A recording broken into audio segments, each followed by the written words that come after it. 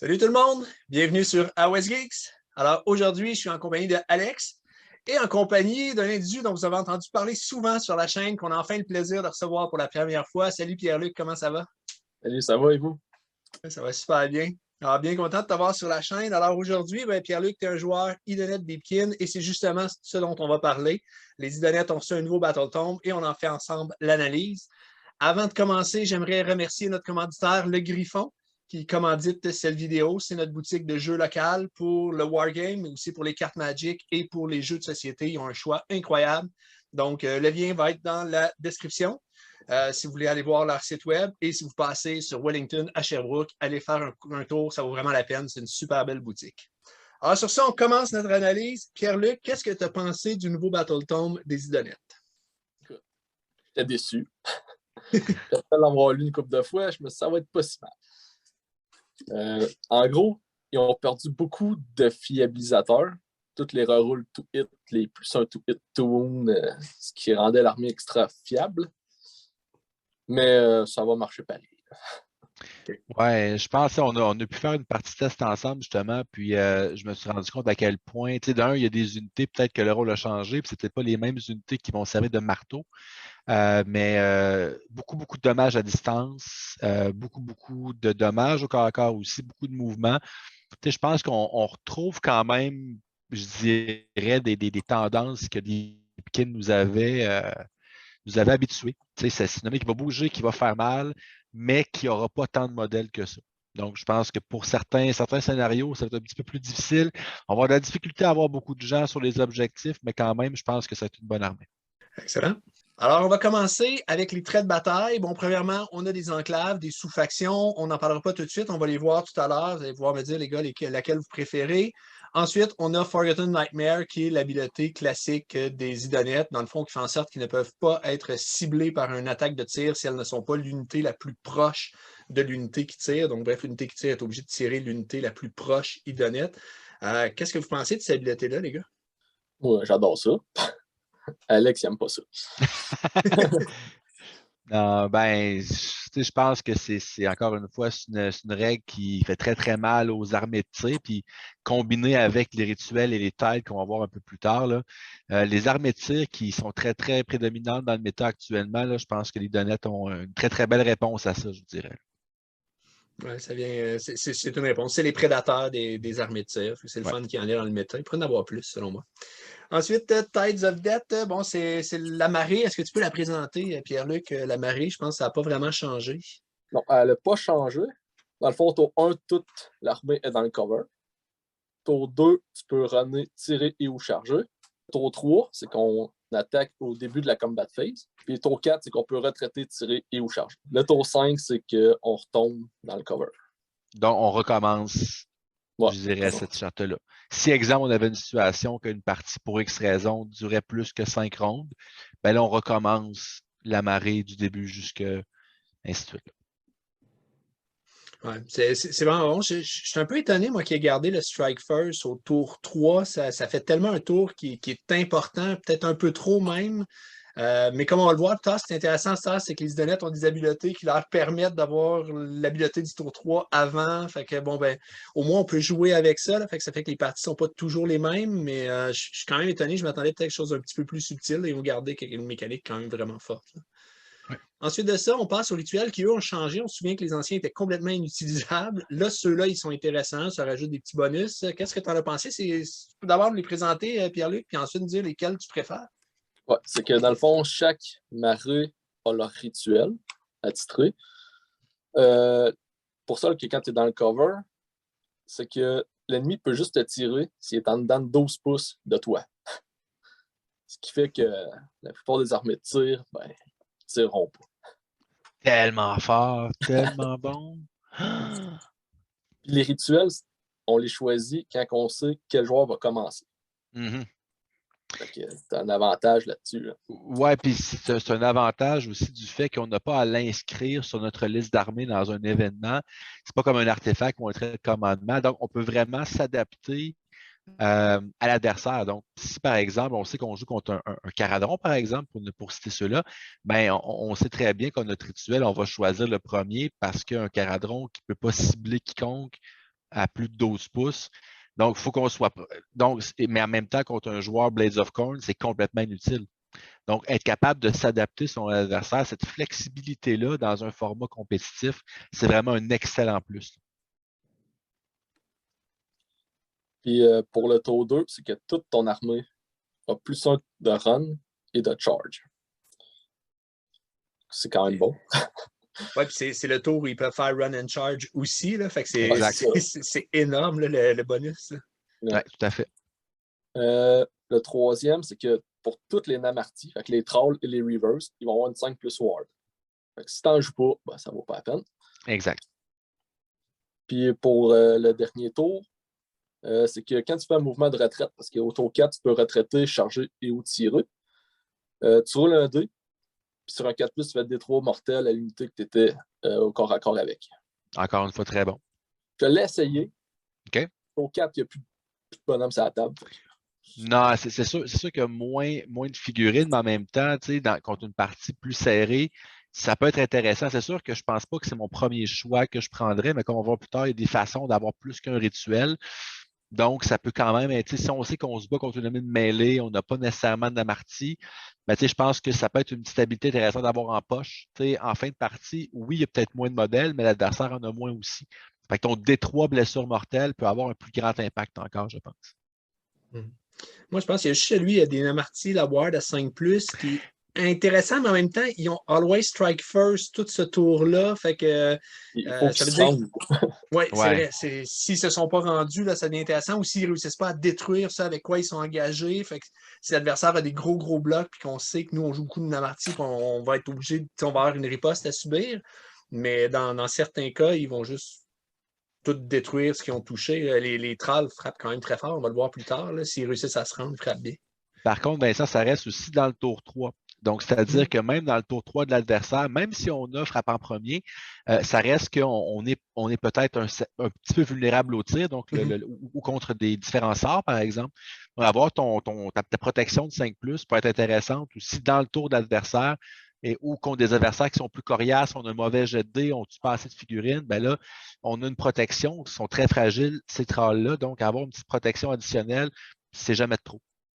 Non, je suis d'accord. Ça va dépendre. Comme tu dis, c'est que dès le début de la partie, on peut prévoir notre plan de match. Puis on va pouvoir réadapter notre stratégie en fonction du rituel ou adapter le rituel en fonction de la stratégie qu'on va faire. Ensuite, on a des traits de commandement. Alors, quel est le trait de commandement pour les Akeliennes qui a retenu ton attention, Pierre-Luc? Unstoppable Fury. Dans le fond, Alex y a goûté. C'est que dans le fond, c'est juste dans la High Tide, le tour 3. Pour chaque unité ennemie en dedans de 3 pouces de Akelian King, j'ai plus 2 attaques. L'attaque caractéristique pour les melee weapons. Ça fait quand même beaucoup d'attaques. Wow. Un exemple, contre Alex, je pense que je m'étais retrouvé à 7 attaques. Puis là, je touchais sur du 2, blessé sur du 2, moins 3 de rend, 3 de dégâts. Puis j'avais fait Flaming Weapon en plus. Fait qu'il faisait 4 de dégâts. C'était beau. Là. Ça a été 9 Third Guard Berserker qui n'ont rien vu venir. Alors, vraiment. Le Akelian King, c'est ça, là, avec plus 3 attaques. On va voir qu'il y a un autre moyen de donner plus une attaque aussi avec le pole arm et tout. J'ai calculé là, contre de la save à 4+, sur la charge à ce tour-là. Puis il y a moyen d'avoir aussi avoir 2 tours dans le fond où on va être sur la high tide avec lui. C'est presque 20 dommages qu'il fait. C'est 19-20 dommages en moyenne. Là. Je veux dire, fait que ton 9 Berserker, on est à peu près ça. Là. C'est tout à fait legit là, comme geste. Mais la bestiole avait pas attaqué. Non, c'est ça. Puis il faut dire que j'étais quand même à plus de 9 pouces d'un héros, donc je n'avais pas la protection de K+. Oui, c'est ça. Tu vois, on suit les stats. C'est incroyable. Là. Je pense que, en tout cas, on va en reparler tantôt du Akelian King, mais c'est horrible. Sinon, pour les traits des Isharan, est-ce qu'il y a des traits qui ont marqué ton attention, que tu as remarqué, là, qui sont intéressants? Je pense que le seul qui se démarque, c'est celui que tu peux jouer avec la Tide. OK. Teaching of the... Je ne peux même pas te dire le nom. Thurskoll. Thurskoll. Ouais, c'est pas mal le seul. Les autres, ça ne sert pas à grand-chose. Mais en fait, ça, si je ne me trompe pas, c'est une habilité que la Tidecaster avait sur son War Scroll dans l'ancienne édition du livre, qui est maintenant retirée, mais qui est maintenant un trait de commandement pour les héros Isharan. Donc, ça peut être n'importe quel Isharan, qui gagne cette habilité-là et non la tête cassée. Mais je pense qu'on regarde justement celui du Achillian King, Unstoppable Fury, je veux dire, qui veut passer à côté de ça? Là? Donc, je suis d'accord, je pense pas. Et surtout que les Achillian, l'Achillian King rend les Achillian en ligne aussi, je pense, les anguilles. Là. Donc, ça peut ouvrir d'autres options aussi en ligne si jamais on veut aller vers cette direction-là. Ensuite, on a les traits de commandement pour les eidolons. Est-ce qu'il y a quelque chose de bon dans cette section-là? Je dirais qu'il y en a un, c'est Endless Sea Storm. C'est que nativement, les eidolons de Sea, ils reroulent ses castings. Là, c'est si tu roules tes castings à 7 et plus, tu peux faire un autre spell. Il en fait déjà 2 de base. Fait que si tu roules bien, ben, tu peux faire plein de spells. Mm-hmm. Mais encore là, la Kellyanne King c'est ça. passe devant. Je suis d'accord. Il faut vraiment que tu ailles une liste d'armées basée là-dessus. Peut-être dans un build axé justement sur les Namartis, Ouais. peut-être qu'il y aurait quelque chose à faire avec un. Parce que tu parles de l'Aspect of the Sea, là, je pense que clairement c'est le meilleur des deux. Là. Puis justement, ça peut être intéressant de l'avoir comme général. Ça reste que ce modèle qui n'est pas facilement retirable de la table. Donc, oui, si on prend cette optique-là, oui, effectivement, ça peut être intéressant. Mais là, ce que je comprends, c'est qu'il y a tellement une option par défaut qui est meilleure que toutes les autres comme général que ça enlève un peu l'intérêt des autres traits de commandement. Ça revient un peu à ce qu'on disait dans notre BT review précédent sur les Fire Slayers. Oui, il y a des options, mais est-ce qu'on veut vraiment autre chose qu'un Root Father comme général? C'est juste pour avoir accès plus facilement à la version optimisée des runes. Ben, je pense que là, on va avoir une unité qui va frapper très, très fort avec une option qui est vraiment intéressante aussi. C'est sûr que nous autres, on pense en compétitif aussi. Là. Oui. Effectivement, c'est un bon point. Là. On passe ensuite aux artefacts. On a 3 artefacts pour les Achillian. Ouais. Est-ce qu'il y en a un qui vaut la peine d'être joué? OK. Ben moi, j'ai essayé la potion de Hateful Frenzy. C'est que dans le fond, une fois par bataille, au début de ta hero phase, tu prends ta potion. Ça te donne plus 1 to hit, plus 1 de charge, plus 1 de move, plus 1 d'attaque. Puis tu peux pas pile. Fait que ton Kellyanne King, ben, il devient un petit peu plus létal. Puis au prochain tour, tu manges des 3 mortels. Fait que ça se peut qu'il meure tout court, en fait. Ce qui est déjà magané. Ouais. Puis le fait de pas pile-in, j'avais pas tant aimé ça non plus. Parce que on se rappelle que son général trait, c'est d'avoir plus d'attaque s'il y a des ennemis en dedans de 3 pouces. Fait que tu n'es pas nécessairement capable d'aller en chercher plus. Non, puis au-delà de tout ça, je vais peut-être devancer un petit peu les traits de monture, mais il y en a un justement, celui que tu as joué contre moi d'ailleurs, là, celui qui fait un malus de moins pour toucher à tout ce qui est en dedans de 3 pouces. Fait que tu veux vraiment le positionner pour aller toucher le plus d'unités ennemies possible, pour aller prendre plus d'attaques, pour enlever des moins 1 to hit aussi partout. Fait que l'absence de pile-in, effectivement, moi aussi, ça m'éteint un petit peu, je suis d'accord avec toi. Fait que moi, à la place, j'ai mis l'Arcane Tombe. Voilà. Pour le Flaming Weapon. Là, classique. Ah ouais. Oui, je trouve pas inintéressant, moi, l'armure de Cital qui fait que s'il est ciblé par une attaque et qu'il y a des 6 pour toucher sur cette attaque-là, les 6 ne triggerent pas d'effet dans certains match-ups, surtout qu'on se rappelle de la règle Forgotten Nightmare qui fait qu'on peut avancer notre Achillian King en avant. C'est lui que l'adversaire va être obligé de tirer. Parce que présentement, moi, j'affronte beaucoup de Cruel Boy avec des blessures, 3 blessures mortelles sur le tir, sur des 6 à cause du Sludge Breaker. Ben là, soudainement, tu dis non, ton attaque, c'est une attaque normale, elle ne trigger pas les 3 blessures mortelles. Ça fait une grosse différence sur l'impact. Fait que je me dis, bon, ça peut être quand même intéressant, mais comme tu dis, le Arcane Tome est tellement bon, il est plus polyvalent. Oui. Ouais. C'est plus un sage, je peux me transformer en monstre. Tu sais, il m'apporte une coupe d'affaires. Tu peux dissiper un sort, tu peux enlever un sort persistant. Tu sais. On passe ensuite aux artefacts des Isharan. Quel est l'artefact qui a retenu ton attention, Pierre-Luc? C'est celui qu'on peut summoner un bateau. Ça l'ouvre pas mal d'opportunités. C'est que dans le fond, tu le summons à 12 pouces de toi avec la restriction que tu ne peux pas le mettre en dedans de 3 pouces d'un objectif. Et c'est la fin de ta première phase de mouvement. Ouais, c'est ça. Fait que tu peux le nuire à l'ennemi, comme tu me disais tantôt, Kragnos, tu bloques son chemin, des affaires de même, c'est cool. Puis ça t'amène une ward un peu plus loin si tu synchronises bien tes affaires aussi. Il y a vraiment de quoi à faire, je pense. Ouais. C'est juste plaisant d'acheter un deuxième bateau, de le monter, de le peinturer pour ça, mais bon.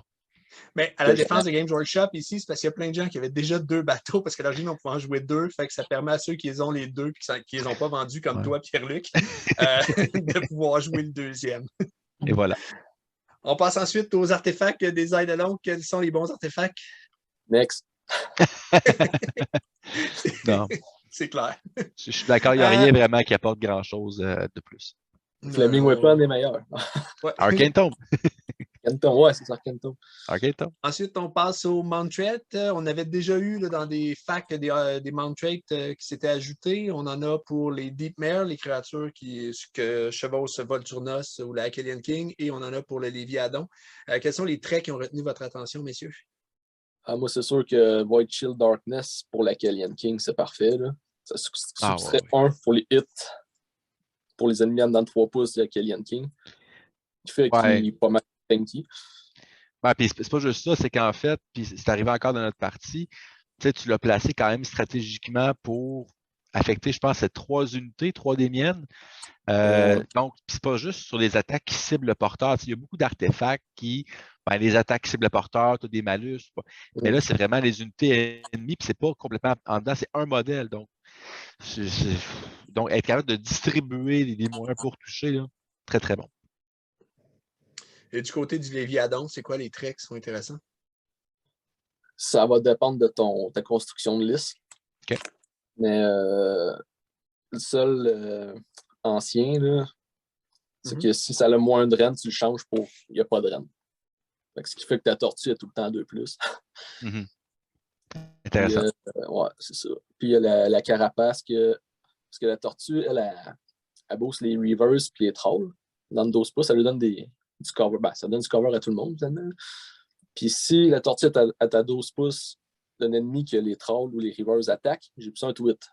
Ça, la portée, c'est 12 pouces, mais je peux l'augmenter à 15. Fait que si tu joues des tortues puis des trolls, ça peut peut-être valoir la peine. Ouais.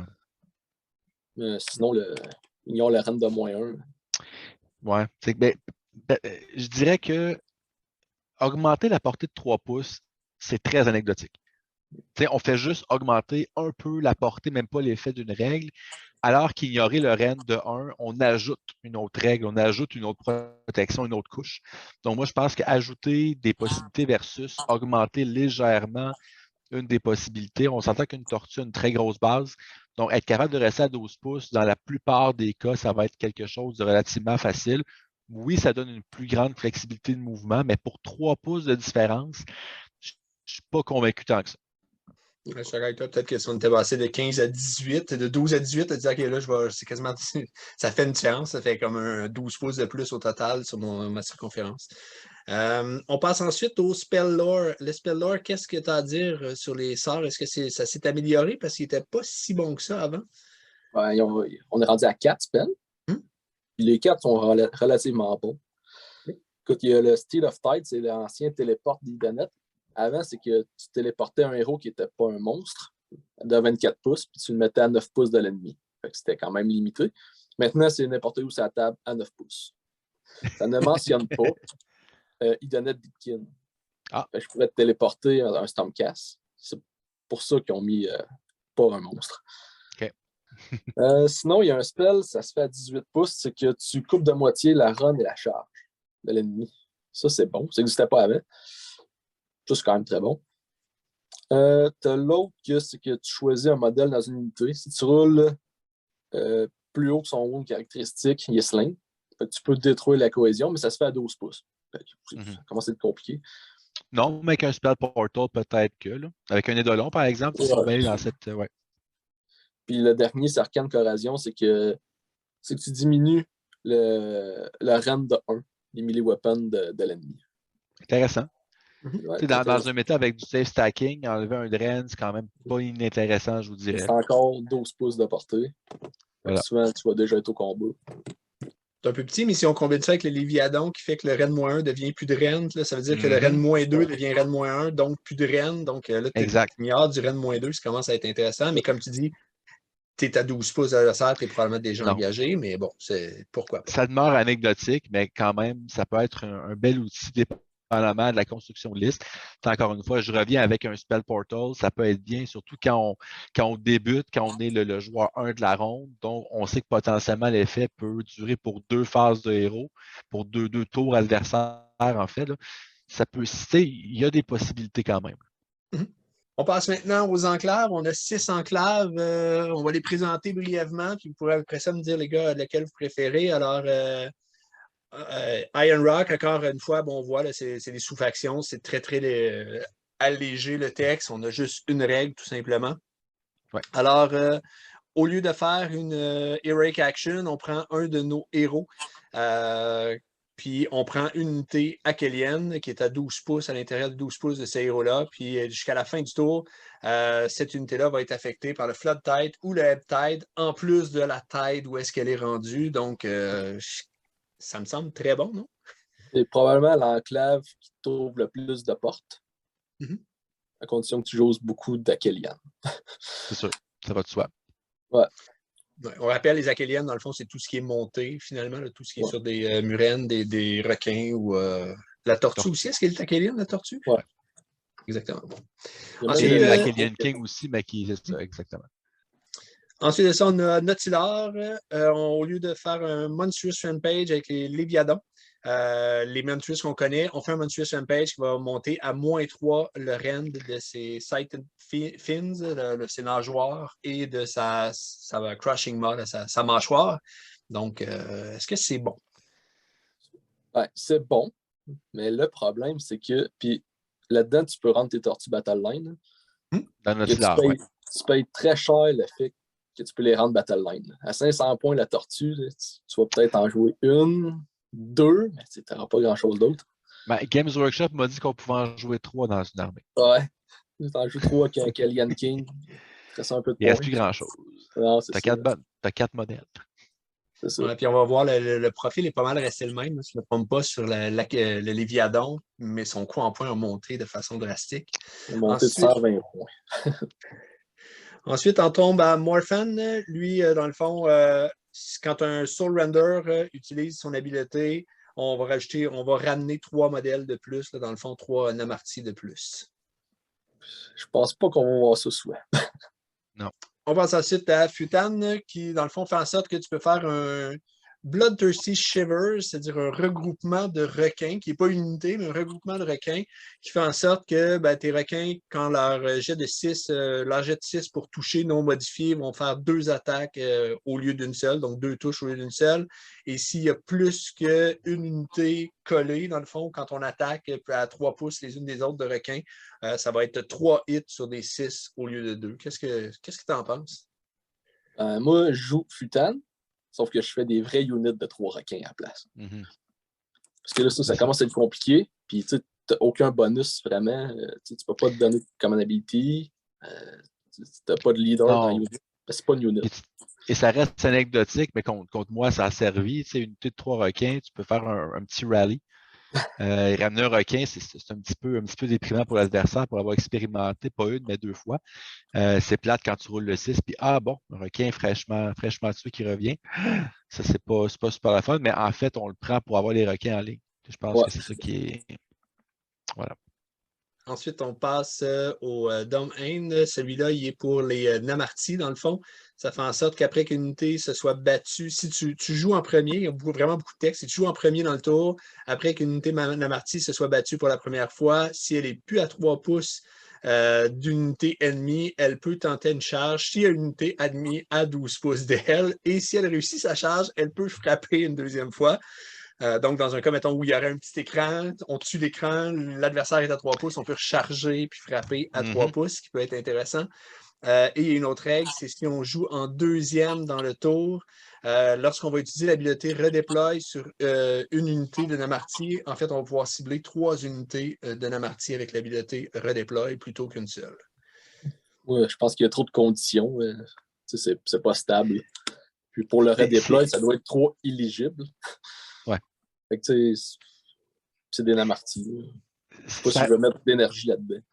Ben, ça reste qu'il peut avoir des builds intéressants, je pense, qui peuvent se faire avec ça. Puis l'habilité de pouvoir charger après une première attaque, On met ça par. Oui, je suis d'accord avec toi, il y a beaucoup, beaucoup de conditions. Tu sais, ça devient plus difficile que d'autres choses, mais pour les fois où ça va fonctionner, où est-ce que, bon, ben, je suis tour 3, je charge une unité, je vais éliminer l'écran, je peux faire une autre charge, je pourrais prendre un petit puis je roule un bon jet, tu sais, ça ouvre des possibilités. Même chose pour un redéploy, mais je suis d'accord avec toi que tu sais, ça fait beaucoup de conditions, puis c'est pas non plus. C'est pas une règle qui est pour prendre un terme que tu dis souvent, Pierre-Luc, c'est pas un terme, une règle qui est très, très fluide. Donc, ça nécessite beaucoup de mesures, de mesurage, puis est-ce que je suis joueur 1, je suis joueur 2? Ça, généralement, plus souvent qu'autrement, on a tendance à oublier ces règles-là. Fait que ça nécessite un plus grand niveau de compréhension du jeu, je dirais. Je trouve ça dommage que soit si je suis le joueur 1, j'ai une habileté quand même intéressante, mais si tu es le joueur 2, comme tu dis, Pierre-Luc, je suis tout à fait d'accord avec toi, c'est qu'il y a beaucoup de conditions. Il faut que tu gagnes le tour, puis que tu choisisses de prendre le tour pour que ça vaille la peine. Ah. Ensuite, on passe à la dernière enclave, c'est Briam d'Or, dans le fond, le Soul Scryer qui permet d'amener avec lui des unités, dans le fond, en réserve pour les faire apparaître à 6 pouces du bord de la table. Normalement, c'est 2 unités, mais là, il va pouvoir en apporter une de plus, dans le fond, tout simplement. Fait que, donc, Ben, ça l'a changé quand même pas mal, parce que le Soul Scryer, c'est qu'avant, les unités arrivaient avec lui à 6 pouces sur le bord de table. Mais maintenant, il arrive à 12 pouces du Soul Scryer. Fait que dans le fond, ils peuvent arriver quelque part sur la table, là, plus loin, là, à 9 pouces de l'ennemi. Fait que t'es pas nécessairement pogné sur les bords de table. Mais encore là. Et de là à dédier une enclave complète pour une unité de plus, je trouve ça un peu dommage et de perdre des bénéfices d'unités en ligne selon d'autres enclaves. Moi, je pense que non. Là. On passe ensuite aux grandes stratégies. Écoute, là, je vous ferai même pas, je ne demanderai même pas de commenter. Je les ai lus, on les a tous lus. Écoutez, c'est généralement la grande stratégie générique qui est plus facile à faire que les grandes stratégies qui sont offertes dans le livre. C'est un peu la même chose pour toutes les armées, ce qui n'est pas en soi une mauvaise chose, là, parce qu'il y aurait vraiment un écart trop grand entre les armées qui ont des grandes stratégies faciles et pas faciles. Pour ce qui est des battles tactiques, par exemple, c'est un petit peu différent. Il y en a qui sont quand même intéressantes. Qu'est-ce que tu en as pensé, Pierre-Luc?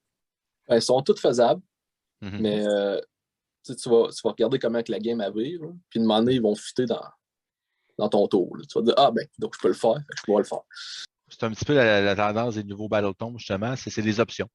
Puis tu sais, c'est juste des fois certaines conditions. Puis des fois, dépendamment de l'armée, on peut manquer rapidement de tactiques à faire avec les génériques.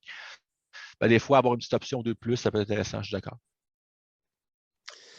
Et ça nous amène à ce qu'on avait hâte de voir, les War Scrolls des unités, les chartes d'unités. Et on commence avec l'Eidolon, qui est l'aspect de la tempête. Qu'est-ce que tu en penses, Pierre-Luc? Je sais que tu en jouais quand même 2 dans ta dernière liste en V3, là, avant le nouveau livre.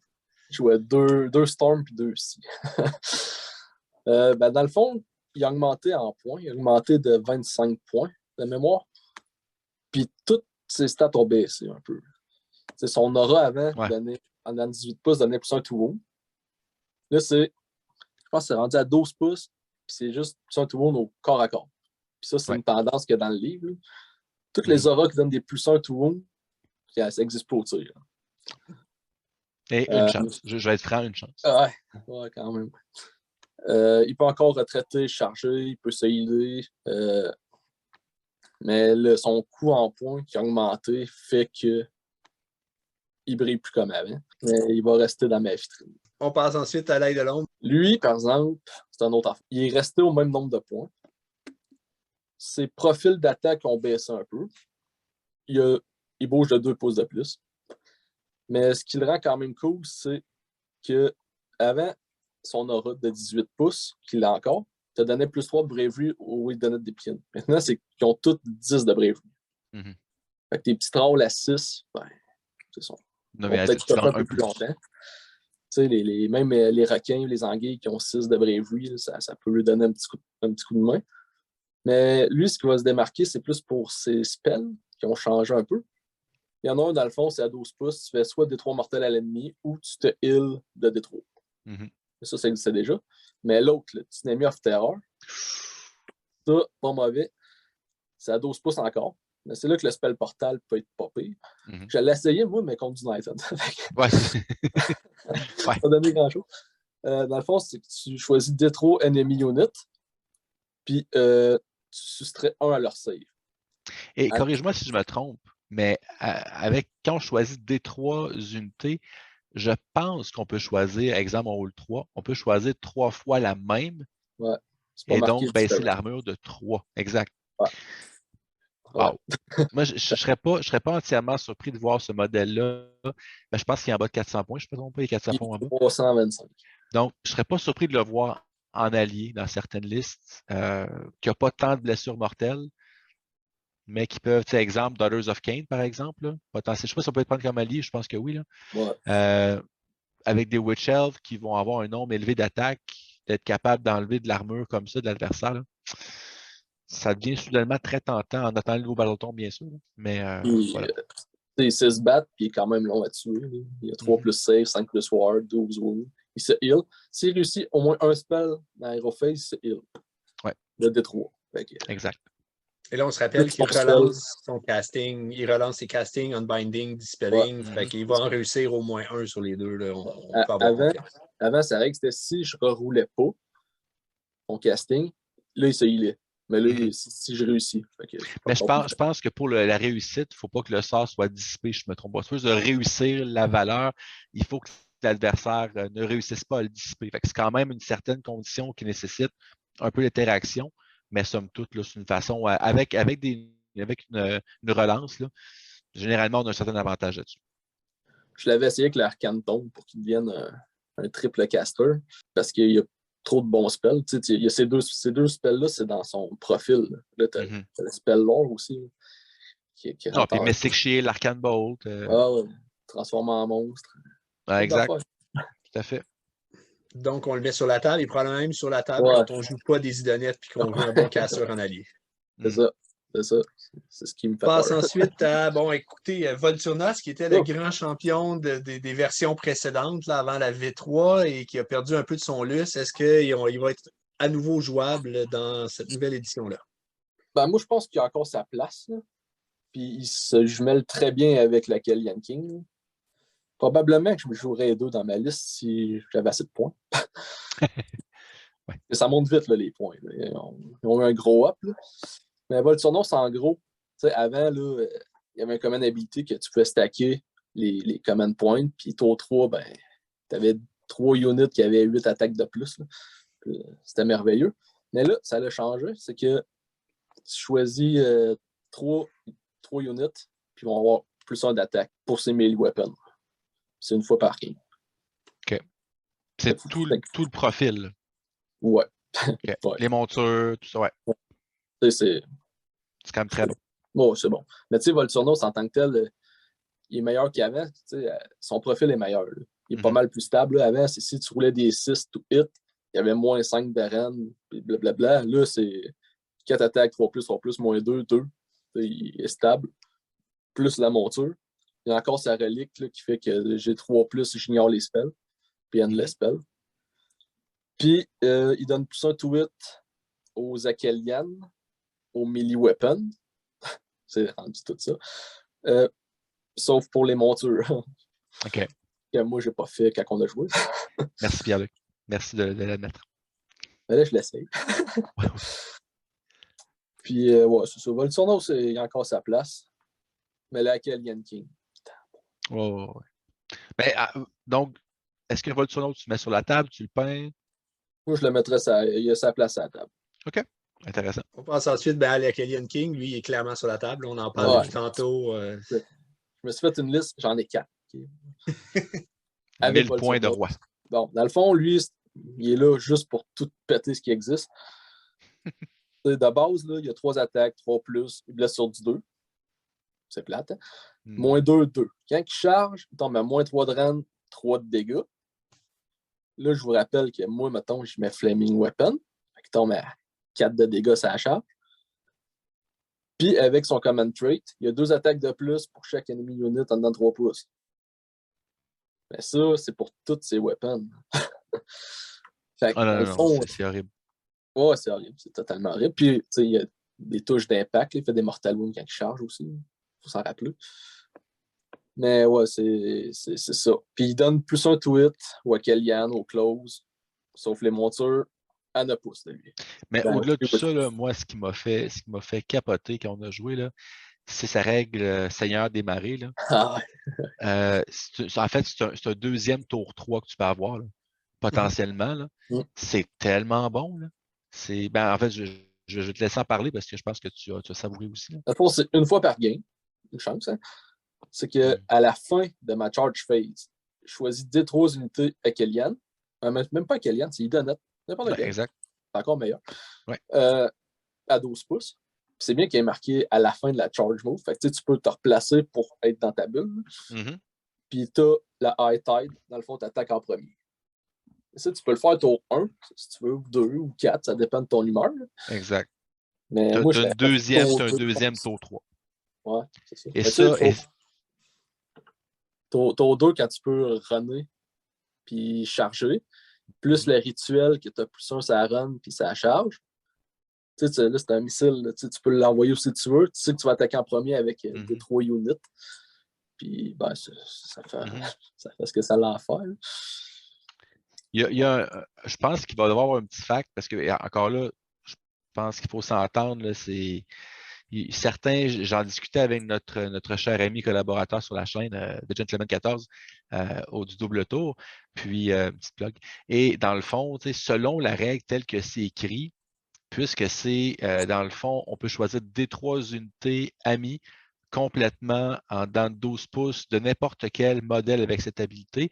Ça veut dire que techniquement, on pourrait avoir, exemple, 3 Killian King partout sur la table et on pourrait choisir, même si notre King est en combat avec une unité, on pourrait choisir un autre roi pour affecter une unité qui est en dans de 12 pouces parce qu'il connaît cette habilité-là aussi.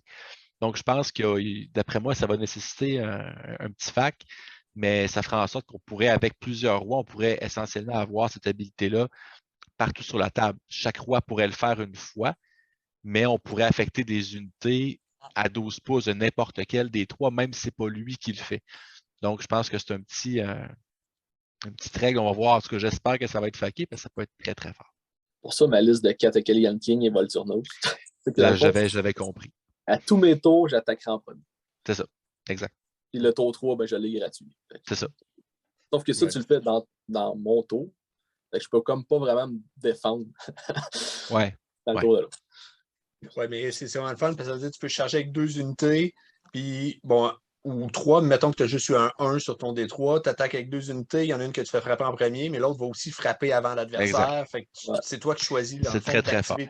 C'est super fort. Puis si tu joues Volturnos, j'aime ça, c'est une belle synergie parce qu'en lui donnant le High Tide, ça fait en sorte que Volturnos peut lui donner aussi l'attaque additionnelle à ce tour-là. Fait que ça te donne. Je trouve que ça ouvre des possibilités. Si tu envoies un missile, puis là, c'est le tour où l'adversaire m'a laissé une brèche, je peux passer, je mets la High Tide sur mon Killian King, Volturnos s'approche, lui donne plus une attaque. Je trouve qu'il y a quelque chose de vraiment intéressant à faire à ce niveau-là. Ensuite, bon, on passe au Isharan. Le Isharan, notre Tidecaster, c'est un petit sorcier. Ouais, moi, je l'apprécie. Elle est chère, 150 points. Puis à noter que tous les petits Isharan sont tous rendus à 4 plus de save au lieu de 6. Puis ils ont une 5 plus ward. Mais protection additionnelle. Ouais, on va le prendre. Oui. Mais écoute, cher, je trouve. Dans le fond, elle, en gros, ce qu'elle donne, c'est que tu as le droit à 2 rituels. Parce que les rituels, c'est que tu en choisis un au début de la game. Puis elle t'en donne un deuxième. Fait que ça tu peux aussi choisir selon l'adversaire. Oh, c'est ça. Tu as 2 choix, finalement. Moi, je la joue pour ça. Oui.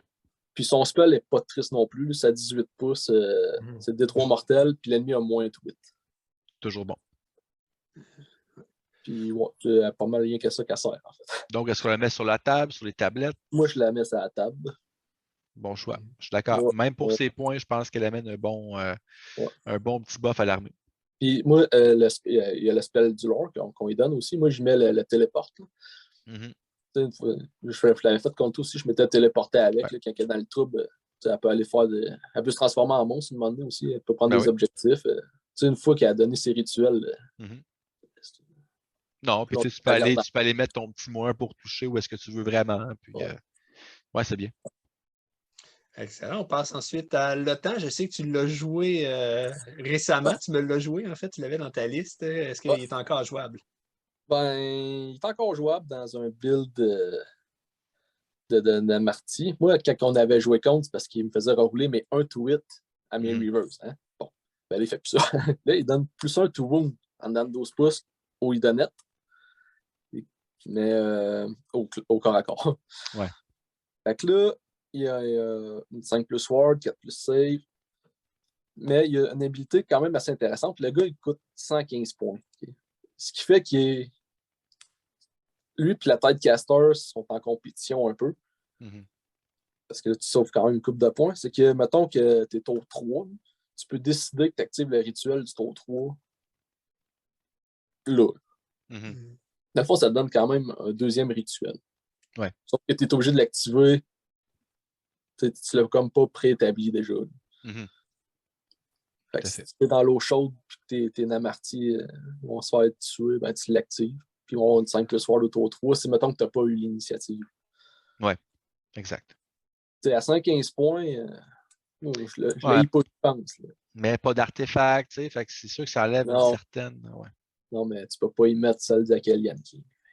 Non, effectivement. Ah, c'est le command trait, ça. Ouais. Ben, command trait non plus, là, en fait. Là. Non, c'est ça, mais tu sais, c'est 115 points, puis il y a une job spécifique, là, avec des trolls. Bon. Donc, est-ce qu'on le met sur la table, les tablettes? Est-ce qu'on le peint? Je l'ai remis dans ma vitrine. Tu l'as mis dans la vitrine, c'est bon. Ouais. C'est bon. Ensuite, on passe au Soul Scryer.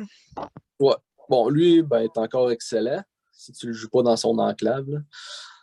Dans le fond, c'est un genre de téléport, c'est bord de table. Tu amènes 2 units avec lui, que tu mets à 12 pouces du gars, fait que puis à 9 pouces de l'ennemi. Sauf que là, j'ai déjà essayé de le jouer, ce bonhomme-là, à l'époque, mais les donettes vont tellement vite que je sais pas si ça vaut la peine d'investir. Il est 150 points. Là. 150 points pour arriver sur un bord de table ou en arrière de l'ennemi, ça vaut pas la peine. Et pas faire grand-chose d'autre. Ouais. Ben, il piche des poissons. Là. Il fait encore? Ben oui, tout.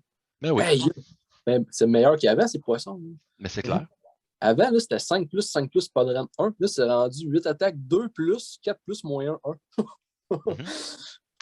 Mais en même temps, tu as mis le doigt dessus. Tu as mis le doigt dessus. Je veux dire, est-ce que tu as vraiment. Puis à la limite, on pourrait dire, ben le téléport, c'est aussi pour mettre des unités hors de la table, donc les protéger d'un alpha strike potentiel tour 1. Mais tu sais, avec tous les outils qu'un joueur Deepkin a pour protéger contre le tir, entre autres, qui est une des premières sources d'alpha strike, ben, on n'a pas vraiment besoin. Je suis d'accord avec toi. Oh, puis il a perdu avant, il donnait un plus 3 à la charge aussi. Il ciblait une unité ennemie, on avait plus 3. Fait que là, les charges étaient fiables. C'est les charges à 6, là, et il ne fiabilise plus les charges. Donc, si je comprends bien, sur les tablettes. Ouais. Okay. Ensuite, le Soul Render, qui lui était déjà sur les tablettes. Est-ce qu'il reste là? Est-ce qu'il peut accumuler la poussière? Ouais, il continue. En plus, il a augmenté de 40 points. Non. Il ramène des trolls à la vie. Puis tu peux one-shotter un héros si t'as 3 pouces puis si t'es chanceux au corps à corps. Là. Ouais. Mais c'est une belle figurine, c'est dommage. Ouais, il est beau. Ouais, one-shotter le héros, c'est quand même. Ça se fait, hein, on roule 2d6, puis il faut rouler plus que le wand caractéristique. Donc, il faut que tu sois au close, puis c'est à la fin de la phase de combat. Fait qu'il faut que tu aies survécu au close. C'est ça qui est, qui est difficile. C'est pas obligé d'être un héros. Là. Ça peut être un modèle ou quoi que ce soit. Briser la cohérence d'une unité ennemie, par exemple. Mais il faut que ton petit modèle à 5 points de vie ait survécu à une phase de close. Ouais. Il ramène des Namarty à la vie, mais les Namarty, quand ils commencent à mourir, là, souvent, ils meurent tous d'une shot. Oh, oui, c'est pas trop trop de la ramener de trop. Ouais. Bon. On passe ensuite à ça, c'est la petite bande de Shadespire ou de Underworld, Underworld en général. Qu'est-ce que tu peux nous dire? Est-ce que c'est jouable? Est-ce que ça va sur les tables ou ça reste sur les tablettes ou encore ça scellé dans les boîtes? Ça va sur les tablettes. Ça reste sur Underworld? Ouais, c'est ça. Ça fait pas grand-chose. C'est dommage parce qu'ils ont le modèle le plus charismatique, le petit crabe. Malheureusement, on ne peut pas le jouer. Ensuite, on passe à des unités qui étaient avant, au tout début, qui étaient les unités qui dominaient, là, les Ishland Guard et les Morrsar Guard. C'était les seules unités qu'on voyait pratiquement sur la table. C'était un peu dommage, en fait. On voyait Volturnos, plein de Morrsar Guard, puis peut-être quelques Ishland Guard. Fait qu'au moins, là, ça s'est diversifié. Est-ce que c'est encore bon? Est-ce que ça va aller sur les tables? Qu'est-ce que tu peux nous dire d'abord des Ishland Guard? Les Ishland Guard, écoute, ils ont mangé une claque, on va se le dire. Là. avant, c'est que tu pouvais stacker le save puis ignorer le rend. Ce qui les rendait, ils étaient là pour tanker un peu la saturation pas mal. À 2 plus save, ignore le rend. Puis ils tankaient les grosses bestioles. Kragnos, il n'aurait pas fait grand-chose dedans. Maintenant, il ne fait plus rien de ça. Ils ont 4 plus éthérés. Ouais. Puis ils ont augmenté de 40 points. Ouais. Écoute, leur attaque, ils sont meilleurs. Mais pour 195 points pour 3 gars. Là. Non, puis avec l'avenue de All Out Defense, par exemple, ça vient un peu jouer dans leur table, c'est-à-dire d'endurcir une unité. Puis comme tu l'as mentionné, il n'y a pas de modificateur négatif ou positif. Donc, on est verrouillé à 4+, sauf quand on charge. Puis avec l'augmentation de points dans une armée qui va déjà coûter très cher de base, est-ce qu'on les met sur les tablettes, Pierre-Luc? Ah, c'est en poubelle.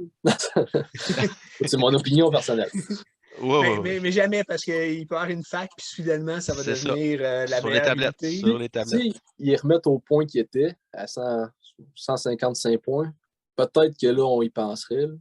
Mais à 195 points. Là. Oh, c'est trop. Ils ont 7 de bravery. Ils font plus ce qu'ils ont. Ils font pas le même job qu'avant. Pas en tout. Je vais sacrifier 10 trolls à la place. Ouais. On va faire un meilleur job, peut-être. Et plus de modèles sur les objectifs. Ouais, c'est ça. Exact. On passe aux Marsargard, eux qui étaient tellement bons avec Volturnos au 3-3. 3 Marsargard touchaient n'importe quoi, ça l'atomisait ce que ça touchait. Maintenant, qu'est-ce qu'on fait avec eux? Écoute, ça, j'en ai longtemps joué, 21 ou 24. Comme tous les joueurs idonnettes, je pense. Ouais. Ouais, c'était le bon vieux temps. Écoute, ils n'ont pas augmenté de points, ils sont à 195 points. Sauf qu'ils sont en compétition avec les requins. Ils sont moins chers et qui sont plus polyvalents, on peut dire. Puis aussi, j'ai remarqué ça il n'y a pas longtemps, leurs lances sont rendues à 1 pouce au lieu de 2. Bon. C'est d'incompréhension. Je pense qu'ils sont entraînés avec les fulminateurs. Ouais, peut-être. Peut-être bien. Ils font encore leur Mortal Wound une fois dans le game. Tu sais, ça aurait pu être au moins à chaque fois qu'ils chargent. Bon. Ouais. C'est pas la totale non plus. Là. Mais quand ils chargent, les anguilles, ils tombent à moins 2 de rend, 2 de dégâts. Encore là, c'est 195 points. Puis c'est seulement 2 attaques de lance par figurine. C'est plus avant, il me semble. Non, c'est la même affaire. Ça a toujours été 2. Ah, tu vois, peut-être que c'est juste moi qui... C'est jusqu'avec Volturnos qui leur donnait 4 ou 5 attaques de plus au tour 3. Là, tu les faisais charger. C'était horrible l'impact. Mais je suis d'accord avec Pierre-Luc, en fait, avec ce nouveau Watchroll-là, au coup en point, il aurait pu leur permettre à chaque fois qu'ils chargent de décharger leur lance et de faire quelques blessures mortelles, puis ça n'aurait pas été de trop. Là. Ils ont subi vraiment 2 nerfs consécutifs là, avec les dernières facs et tout, puis sur les tablettes. Ouais, c'est triste. Mais on passe à une belle unité qui, elle, n'arrête pas d'avoir des ups, et de meilleur en meilleur, celle-là. Les requins, les Alopex, qu'est-ce que tu peux nous en dire, Pierre-Luc? Écoute, 165 points, 8 wounds, bouge de 14, fly, 4 plus save.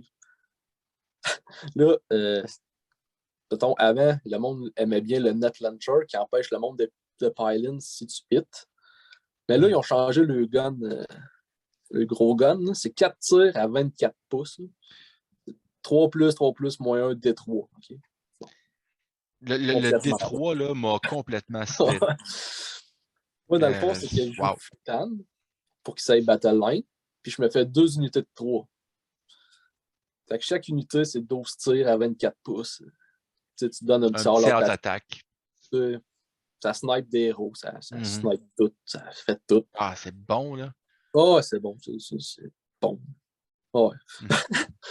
Puis au corps à corps, ben, dans le fond, les elfes dessus sont rendus avec du Ren. C'est 6 attaques, 3 plus, moins 1, 1. Fait que tu sais, t'as 3 requins. Fait que ça te fait 18 attaques. Là. Tu commences à saturer un peu plus. Puis t'as la fameuse bouche du requin. C'est 3 attaques, 3 plus, moins 2, 2. Eux, dans le fond, quand je dis qu'ils sont en compétition avec les anguilles, c'est que eux, c'est tout le temps stable. T'as pas besoin de charger pour avoir tes bonus. Ce qui fait que c'est meilleur. Là. Puis si, dans ce tour-là, il y a une unité qui a perdu un wound ou un modèle, là, ça saigne dans l'eau, ben, t'as plus un d'attaque, ça bouge. Tu tombes à 4 attaques. Ça te fait 12 attaques, moins 2 de rend, 2 de dégâts, sans effort à faire. Tant que tel. Puis, ouais. Le leader a plus 1 to hit de base. Fait qu'il va toucher sur le 2. Au corps à corps. Ouais, tout au corps à corps. Puis, c'est ça. Là. Puis, on les met sur la table.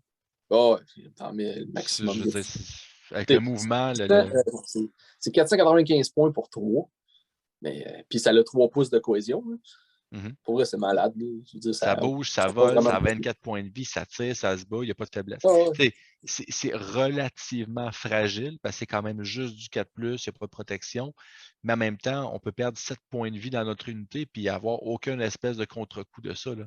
Pas de profil régressif. Très bon. Puis avec la portée de tir qu'ils ont, je peux quand même tuer mes menaces rapidement.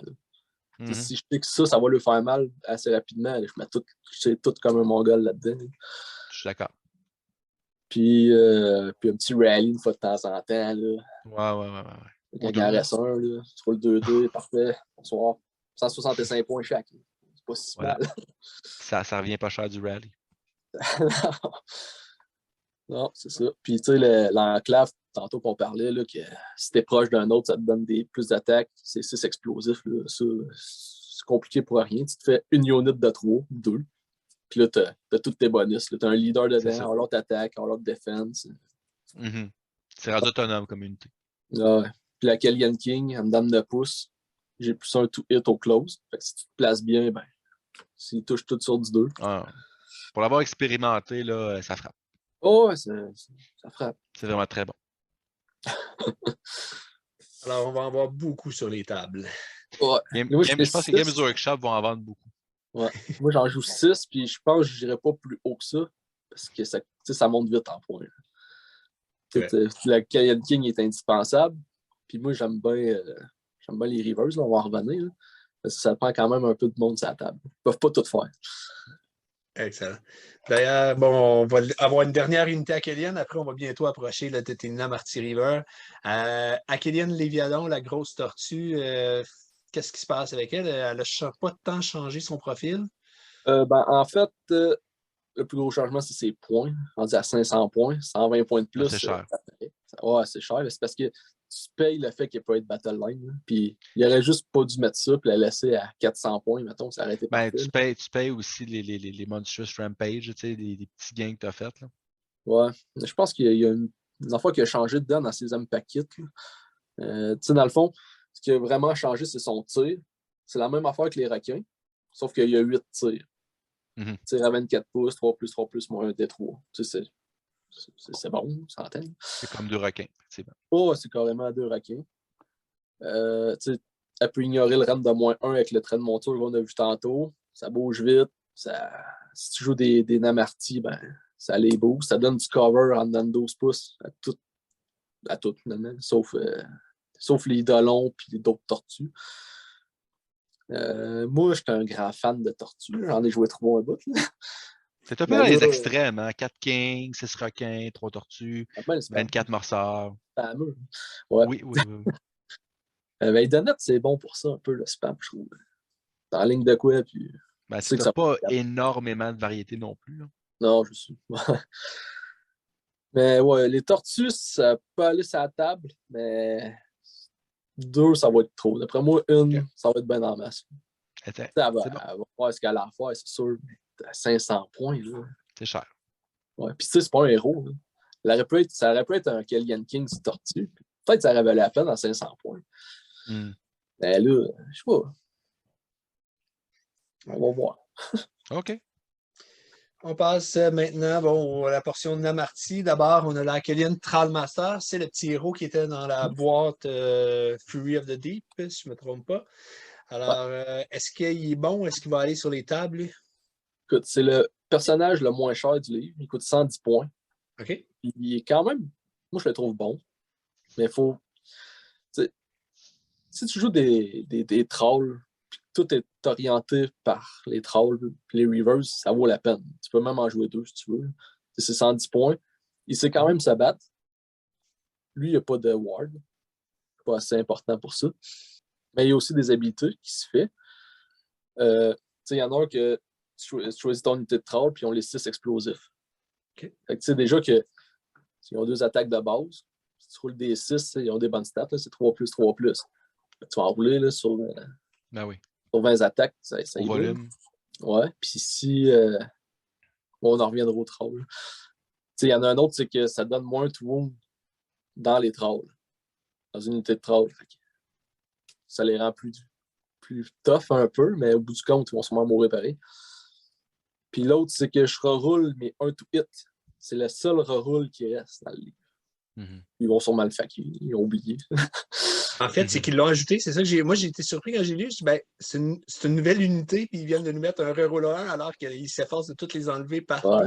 Dans la boîte avec les Fire Slayer, il est fait de même, mais ils l'ont pas changé dans le livre. Fait que moi, si tu joues beaucoup de trolls, je le mets sur la table. Tu sais, il sait se battre, puis c'est un Akelian héros. Fait que tu peux y mettre l'Unstoppable Fury, si tu veux. Mhm. Mais tu sais, c'est meilleur. Non, mais je pense qu'on pourrait le peindre. Ouais. Moi, il est peint dans ma vitrine. Mais je joue pas vraiment de troll, puis ça vaut pas tant la peine pour moi. Petite note, en passant, Way of the Depth puis Way of the Riptide, hein, c'est relancer les 1 ou avoir les 6 explosifs. Dans tous les cas, vous donnez les 6 explosifs, c'est meilleur statistiquement. J'ai fait les stats, puis en fait, ces 2 unités, ça revient. Il n'y a rien, aucun avantage à relancer les 1 si tu es à plus 1 to hit ou à moins 1 to hit. J'ai fait toutes les statistiques. C'est toujours mieux d'avoir les 6 explosifs. Ouais. Donc, ça joue entre soit je donne les 6 explosifs, soit, comme tu le disais, je leur donne un moins 1 to wound aux unités ennemies qui essaient de frapper mes trolls, mais ça va être ça. Mais est-ce qu'il n'y a pas des règles, justement, mais je sais pas, là, je pourrais me tromper, mais je pense pas, qui annulent les effets des 6? C'est juste quand ça touche le modèle, c'est ça? Hein? Ah non, il y a eu des. Ben, en fait, il y a les idonettes eux-mêmes ont une habileté qui fait en sorte que les 6 to hit n'ont pas d'impact, trigger pas l'habileté. Fait que ce serait le cas où Dans des là. rares cas. C'est ça, un des rares cas où là, la relance des 1 serait meilleure, mais il n'y a pas beaucoup d'occurrences à l'heure actuelle. Fait que dans un match miroir, si l'adversaire joue ça, mais il ne jouera probablement même pas. De toute façon, il va prendre un autre artefact. Donc, on passe ensuite au troll. Bon, les trolls. Les autres sont en compétition avec les Reavers. Mm. Puis moi, personnellement, j'aime mieux les Reavers. Parce qu'au bout du compte, les Reavers, ils tirent. Mhm. J'aime mieux tirer que me battre au close. Surtout avec des trolls. Ce qui est bon avec les trolls, en gros, c'est que si, mettons, tu attaques une unité qui a un wound sur chaque bonhomme, tu as plus un d'attaque. Fait que tu tombes à 3 attaques de plus. Ben, à 3 attaques chaque. Là, tu combines ça avec les 6 explosifs, mettons, là, ça devient létal, ben raide.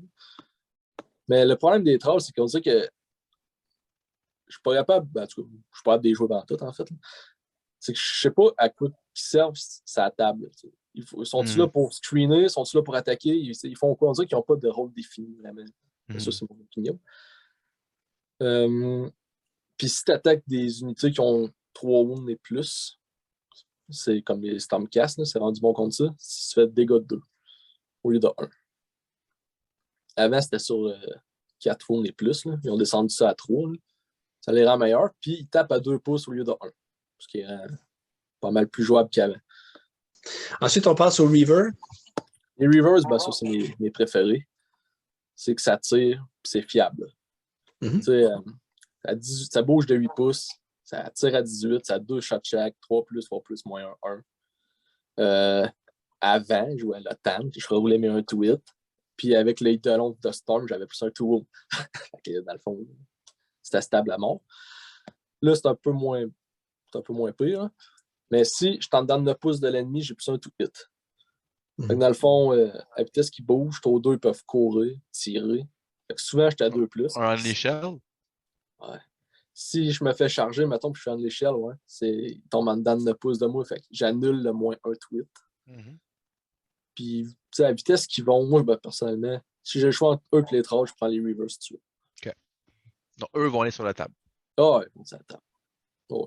Est-ce qu'ils ont gardé le même coup en points à peu près qu'avant ou comme toutes les unités d'honnêtes, ils ont monté? Les trolls ont monté de 10 points, je pense. Puis les Reavers ont augmenté de 55 points. Mais, tu sais, ils ont augmenté depuis la boîte avec les Fire Slayer. Mais au début, j'étais sceptique. Là. 170 points, c'est les mêmes prix que des archers luminettes. Et que les archers de Slaanesh aussi, il faut le mentionner. Ils gagnent la compétition contre les archers de Slaanesh. Mais après les avoir joués, je les ai aimés tout de suite. Là. Bouge de 8, tire à 18. Tour 2, tu as plus ça, ça run. Tu cours, tu vas chercher tout ce que tu veux. Ils sont fragiles, c'est sûr. Mais ils font la job sale à la place des requins à distance. Ouais, puis 3+3+, Rennes -1 pour 2 tirs chacun, ça sature, ça fait le travail. Toute l'armée est très stable là, sur le tweet tour. Qui est bien. Et on termine avec le Gloomtide Shipwreck, la pièce de terrain qui était assez inutile avant, on ne se le cachera pas. Maintenant, est-ce qu'elle est un peu meilleure? On va revenir avant. La première version, c'était vraiment bon. Tu avais droit à 2 bateaux, que tu mettais n'importe où sur la map, avec des restrictions de ses objectifs, ces affaires-là. Tu pouvais bloquer l'ennemi dans sa zone carrément. C'était beau. Là, après, ils ont changé ça dans une fac. Je ne me souviens même pas à quel moment ils l'ont changé. C'est que tu pouvais les mettre juste dans ta zone. Puis, avant, là, ils donnaient 6+ ward quand tu étais en dedans de 6 pouces. Puis ils faisaient des mortal wounds dans ta aérophase aux ennemis qui étaient proches. Là, quand ils l'ont refait, c'était dans ta zone, ils faisaient encore des mortels. Il n'y a aucun ennemi qui va aller dans ta zone à côté du bateau pour manger des 3 mortels. Ça arrivait quasiment jamais. Puis j'avais plus de ward 6+. Fait que le bateau, il était là pour plus te nuire toi que l'ennemi, quasiment. Puis là, ils l'ont refait, puis ils l'ont remis sur la track pas mal. Là. Tu le mets encore dans ta zone. Sauf que là, tu as une 5+ ward en dedans de 6 pouces.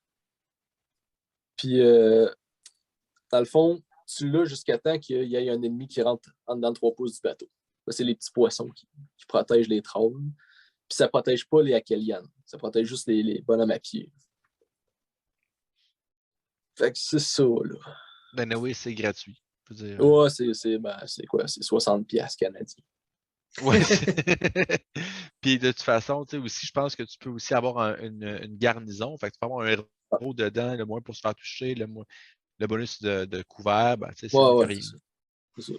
Et puis la ward à 5, là, ça veut dire que le tour 1, quand l'adversaire te tire avec le cover, mettons, tu as pris la tortue, tu es en cover, tu as un 5+ de ward save, l'adversaire ne peut pas te tirer dessus s'il est à plus que 12 pouces de toi. Ça commence à être intéressant, là, tous ces petits bonus-là. Là.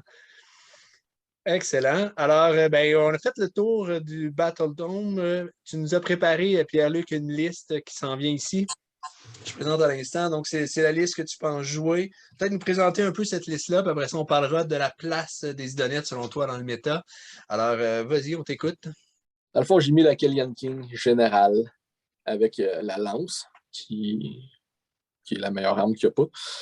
Avec le Unstoppable Fury, qu'on se rappelle, qui donne les plus 2 attaques pour les ennemis alentours. Puis le -1 to hit pour les ennemis en dedans de 3 pouces aussi. Dans le fond, là, il est là pour tout tuer ce qui existe sur la planète. Là. T'entends? Il y a une job à faire. Après, j'ai mis la Tidecaster pour me donner 2 rituels.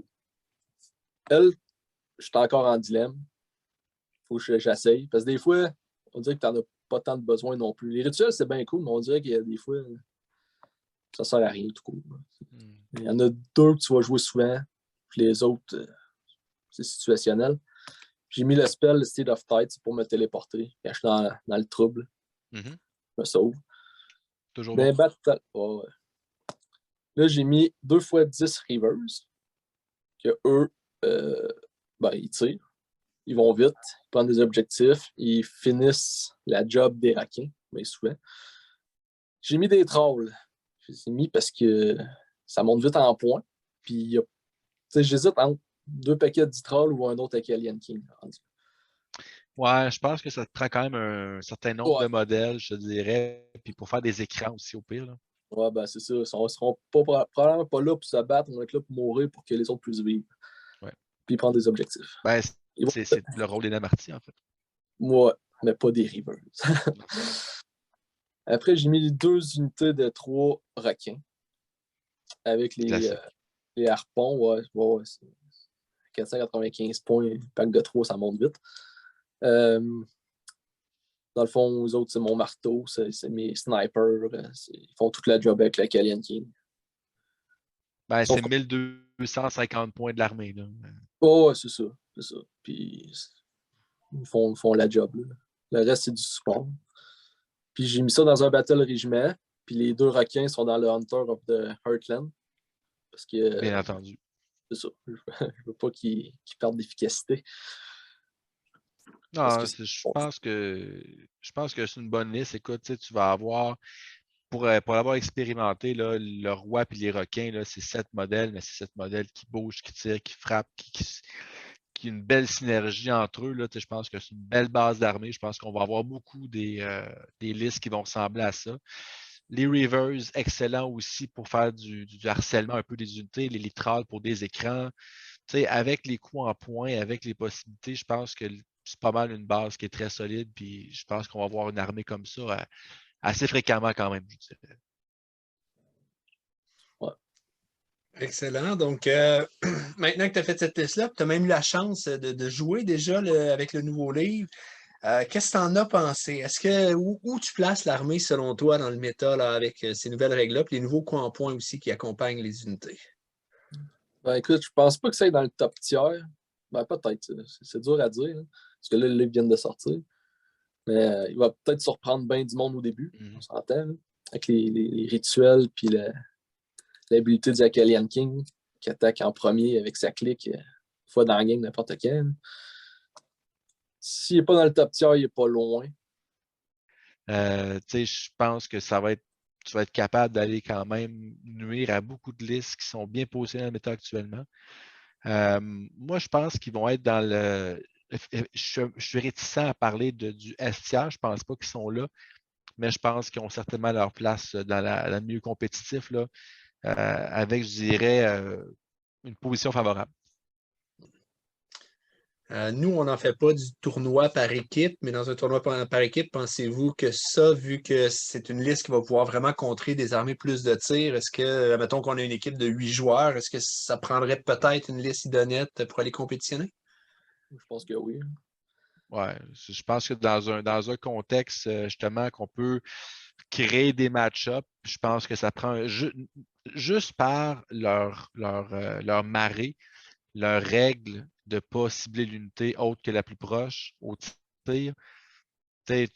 Honnêtement, là, puis j'en parle avec Pierre-Luc qui en a joué notre partie, là, moi, je joue Caradron depuis le début, là, puis ça a toujours été un peu la faiblesse de mon armée, c'est les Deepkin. Mais là, honnêtement, je regardais ça avec mes listes, puis j'ai aucune idée comment je peux battre des Deepkin. J'en ai pas. J'en ai pas. Autre que rester le plus loin possible pour le tour 1, puis faire un bêta strike, mais encore là, il y a tellement de portée, tellement de tirs, qui va m'enlever des choses. En tout cas, non, moi, je pense que ça en prend un. Excellent. Ben, c'est ce qui conclut notre analyse du Battletome des Idonettes Deepkin. Encore un autre beau Battletome de la V3, hein, un Battletome sympathique. Alors, si vous avez aimé, n'hésitez pas, un petit pouce en l'air. Si vous n'êtes pas déjà inscrit à la chaîne, faites-le. Ça nous aide, ça nous encourage à continuer et à produire du contenu sur AOS. Et sur ça, on vous souhaite bon wargaming.